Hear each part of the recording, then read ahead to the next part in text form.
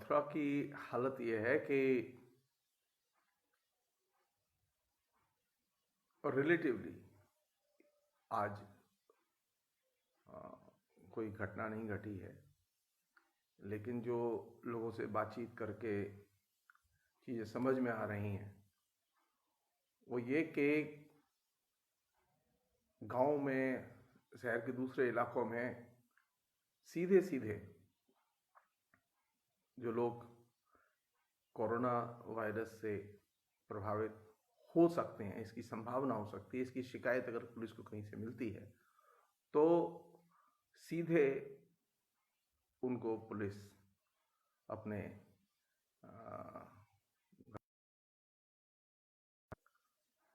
फिर भी कोई कंफर्म केस सामने नहीं आया है। तो कोई चीज़ कंफर्म नहीं होती कहना मुश्किल है, लेकिन दैनिक ज़रूरतों की चीज़ें आसपास की दुकानों पर सामान्य तौर पर मिल जाती हैं और ये अपने आप में एक अच्छी चीज़ है। सबसे अच्छी बात यह है कि लोगों में भय जैसी चीज़ नहीं है। पैनिक होकर किसी भी दहशत में लोग नहीं हैं और बहुत ही सहज रूप से अपने घरों में हैं, और ये अपने आप में एक अच्छी बात है कि लोग सामान्य तौर पर इस चीज़ को ले रहे हैं। संयोग की बात है कि मथुरा में जब एक बार बहुत भयानक भीषण बाढ़ आई थी तो उस समय भी मैंने मथुरा का अनुभव किया था। और अब ये महामारी की जो पॉसिबिलिटीज़ हैं, जिसमें कि ये लॉकआउट चल रहा है और ये पूरी बंदी चल रही है, घरबंदी जिसे हम लोग कहें, ये घरबंदी में ये अनुभव, ये सेकंड अनुभव मेरे जीवन का। पहला बाढ़ का अनुभव था जिसमें कि हमारे चारों तरफ पानी पानी था, पूरे शहर में पानी आ गया था। और अब घरबंदी दूसरे किस्म की है जिसमें वायरस के संक्रमण होने की संभावना है, और ये अपने आप में बहुत अच्छी चीज़ है कि लोग दहशत में नहीं हैं और लोग इस रूप में भी वो मानते ही नहीं है कोई चीज़ हो। ये जो इग्नोरेंस है ये अपने आप में एक समस्या है।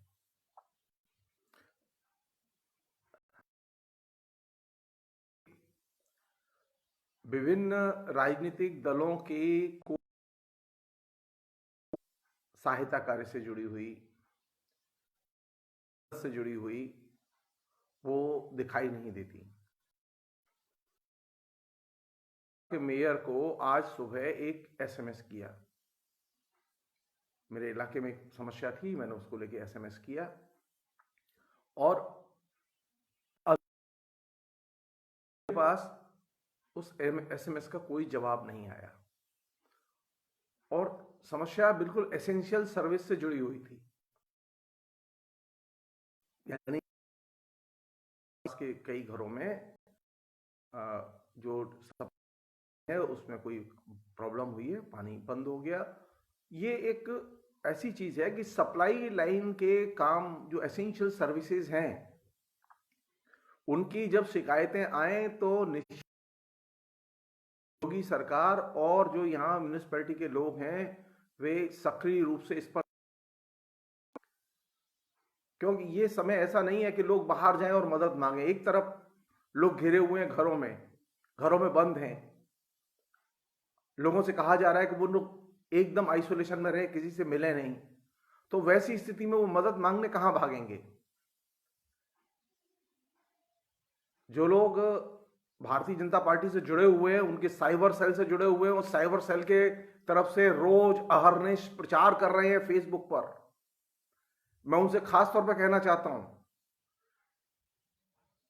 कि वे अपने मेयर और खासतौर पर मथुरा के मेयर को इस बात को लेकर सचेत करें कि जो शिकायतें मिलें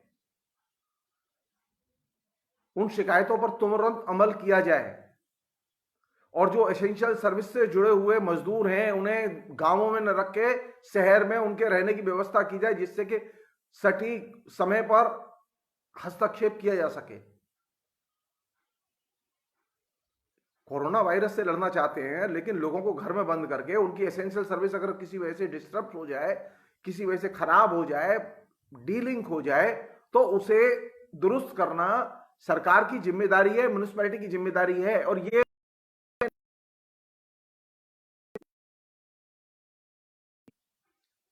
दूसरी एक बहुत जरूरी चीज है, वो ये कि शहर में गंदगी नहीं होनी चाहिए।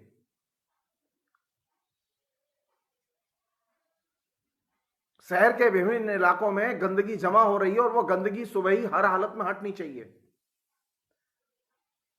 ये नहीं होना चाहिए कि गंदगी भी रहेगी, लोग घर में भी रहेंगे, कोरोना वायरस से भी लड़ेंगे, संक्रामक बीमारियां भी रहेंगी और हम जय हो भी करेंगे। ये नहीं होना चाहिए। इसलिए ये जरूरी है कि जो एसेंशियल सर्विसेज से जुड़े हुए लोग हैं वे काम पर नजर आए। यहां पर ऐसा ना हो कि नालियां रुक जाए और नालों में पानी भर जाए। ये बहुत जरूरी है। दूसरी एक चीज और कि जब चारों तरफ इस तरह की संक्रमण की अवस्था हो और लोगों में डर हो, ज्यादा से ज्यादा व्यक्तिगत कम्युनिकेशन करने की जरूरत है। उस महामारी की अवस्था में जब लोग ज्यादा से ज्यादा परेशान हैं, लोग एक दूसरे से बात करने के लिए उत्सुक हैं, उस समय लोगों के बीच में एक हेल्दी सामाजिक राजनीतिक कम्युनिकेशन, सामाजिक राजनीतिक, आप लोगों के दिलो दिमाग में छाई हुई जो आशंकाएं हैं उनका निवारण नहीं कर सकते। परिचित हैं, जिनसे आप बात कर सकते हैं, उनसे आप ज्यादा से ज्यादा बात करें। आप एकांत में रहने का मतलब यह नहीं है कि आप किसी से बात ना करें। एकांत में रहने का मतलब है कि आपका अपने आसपास एक हेल्दी कम्युनिकेशन हो, और यह हेल्दी कम्युनिकेशन भी संभव है जबकि आपके पास में बातचीत करने के लिए अच्छे विषय हैं। चीज जो कहना चाहता हूं यह कि अगर कोई सूचना से संबंधित मैसेज आपको मिलते हैं तो बांटें, और परिचितों में जब आप उनका वितरण करें तो आप उन मैसेज पर बातचीत भी करें। परिचितों में वितरण के लिए जरूर उन संदेशों पर बात की जानी चाहिए। सिर्फ बात ही नहीं की जानी चाहिए, हो सकता है उनकी कोई जेन्युइन प्रॉब्लम हो, उसके लिए उनको मदद भी की जानी चाहिए। जब लोग लगातार घर में रहते हैं, लोगों से कटे रहते हैं, लोगों से नहीं मिलते, कहीं घूम नहीं पाते, वैसी स्थिति में अनेक मित्र ऐसे हैं जिनके अंदर अवसाद के लक्षण भी देखे गए हैं। अवसाद से दूर करने स्वस्थ सांस्कृतिक, सिर्फ कोरोना पर बातचीत करके आप लगातार लोगों को और डिस्टर्ब करेंगे। कोरोना पर लगातार बातचीत करना, कोरोना पर लगातार लिखना और एक ही जैसी चीजें लिखना, दुख ही खबरों को, इससे जो इमोशनली वीक हैं, इमोशनली वीक लोगों के लिए जरूर कोरोना की खबरें कम पढ़ें, अच्छी चीजें ज्यादा पढ़ें, डाइवर्ट करें अपने दिमाग को। और ये जो डाइवर्जन है, ये डाइवर्जन अल्टीमेटली हमें एक दूसरे को बचाने में, एक दूसरे को स्वस्थ रखने में मदद करता है।